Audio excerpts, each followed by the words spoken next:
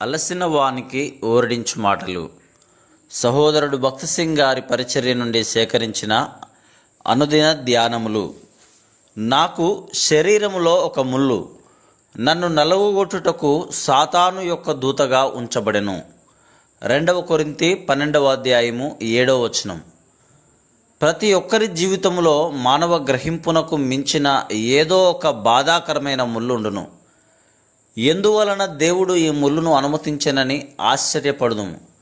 నీవు ఏ బోధకుని యొద్దకు వెళ్ళినను, ఏ కూడికకు హాజరైనను, ఏ పుస్తకము చదివినను అదే ప్రశ్న నీకు ఎదురగును. ప్రభు ఎందుకు ఈ ముళ్ళును నా జీవితంలో అనుమతించెను? ఏ ముళ్ళునైనను నేను పట్టించుకొనను, కానీ ఈ ప్రత్యేకమైన ముళ్ళు చాలా బాధాకరమైనది. నేను దీనిని భరించలేను. ఆ స్నేహితుని ద్వారా ఈ ముళ్ళు నాకు ఎందుకు వచ్చింది?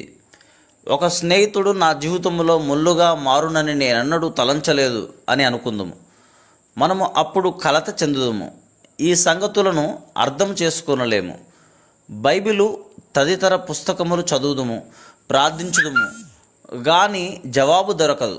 అనేక మంది స్నేహితుల యొద్దకు వెళ్ళినను జవాబు దొరకదు. అప్పుడు మనము ఆ బోధకుడు సరైన వాడు కాదు, నా ప్రశ్నకు జవాబు చెప్పలేకపోయాను, నాకు బాధాకరమైన ముళ్ళు గలదు, ప్రభు ఎందుకు ఆ ముళ్ళును నా జీవితంలో అనుమతించనని ఆశ్చర్యపడుచున్నాను అందుము. నీవు 3వ ఆకాశమునకు వెళ్ళినను నీకు జవాబు రాదు. ఆ ముళ్ళు ఎట్టిదైనను అది నీ శరీరంలో ఉండవలసినదే. మన జీవితంలో ముళ్ళు ఎందుకు అనుమతించబడినవో తెలుసుకుని హక్కు మనకు లేదు, దేవునికే తెలియను. నీ స్నేహితులు, ఇరుగు పొరుగు వారు, భార్యాభర్తలు, బోధకులు, సంఘ పెద్దలు మొదలగు వారి ద్వారా ఏదో ఒక ముళ్ళు ఉండును. నీకొక ముళ్ళు గలదు, అది భరించుటకు చాలా బాధాకరమైన విషయం మాత్రం సత్యము. ఆ ముళ్ళు నీ సమాధానమును తీసివేసినది. దేవుని వాక్యము కొరకైన ఆకలి పోయినది. చాలా కలవరంలో, ఆందోళనలో నీవు ఉన్నావు. నీవు చాలా బలహీనపరచబడి నీ హృదయమును పరిశీలించుకొనుటకు ప్రారంభించుదువు. నీకు తెలిసియో తెలియకయో చేసిన పాపములను ఒప్పుకొందువు. నీవు పాపం ఒప్పుకొనినప్పుడంతా నీ పాపములు కడగబడి క్షమించబడును. కానీ ఆ ముళ్ళు ఆ విధముగా ఉండును. ఎందుచేతనగా దేవుడు తన కృపను గూర్చి నీకు బోధించదలచెను. మనం ఏ విధముగా కూడా నేర్చుకొనలేనిది ఆయన సార్వభౌమ విధానంలో మన జీవితంలో అనుమతించిన ముళ్ళు ద్వారా నేర్చుకుందుము.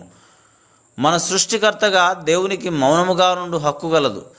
ఇప్పుడే నాకు జవాబిమ్మని ఆయనకు నీవు ఆజ్ఞాపించలేవు. మన జీవితంలో అనేక విషయములలో ఆయన మౌనముగా నుండును. మన ప్రశ్నలన్నింటికీ ఆయన జవాబు ఇవ్వడు. నీవు చనిపోవు వరకు నీ ప్రశ్నలలో కొన్నిటికి జవాబు పొందకయే ఉందువు. నీవు ఆయనను ముఖాముఖిగా చూచినప్పుడు ప్రభువు నీకు జవాబిచ్చును. దేవుడు నా కృపను నీకు బోధించుటలో ఇది నా మార్గము, అది సమృద్ధి అయిన కృప అని చెప్పును. కృప ద్వారానే మన రక్షణ గురించి సంతోషించు ఆధిక్యత కలిగి ఉంటిమి. నాకు కృప గురించి అంతా తెలియనని నీవు అనుకొనవచ్చు, కానీ దేవుడు నీకు కృప గురించి అత్యధికముగా బోధించగోరుచున్నాడు. 1 పేతురు 5:10 చూడుము. తన నిత్య మహిమకు క్రీస్తునందు మిమ్మును పిలిచిన సర్వకృపానిధియగు దేవుడు కొంచెము కాలము మీరు శ్రమపడిన పిమ్మట తానే మిమ్మును పూర్ణులుగా చేసి స్థిరపరచి బలపరచును. ఇక్కడ పేతురు ఆయనను సర్వకృపానిధియగు దేవుడు అని చెప్తున్నాడు. దేవుడు మనలను తన నిత్య మహిమకు పిలిచాను. మనం ఆయన మహిమను చూడవలనని, ఆ మహిమతో పాలిభాగస్థులము కావాలనని, తన రాజ్యమును అనుభవించవలనని, తనతో జీవించవలనని, పరిపాలించవలనని దేవుడు కోరుచున్నారు. ఇదంతయు ఆయన కృపను బట్టియే. దేవుడు నిత్యత్వము, నిత్యరాజ్యము, మహిమను గురించి ఆలోచించుచున్నాడు. మన శ్రమలు కొద్ది కాలమే ఉండును, అది అనేక సంవత్సరములుగా కనబడును, కానీ దేవుని దృష్టిలో అవి కొన్ని క్షణములు మాత్రమే. నీ ముళ్ళును గురించి దిగులు చెందకుము.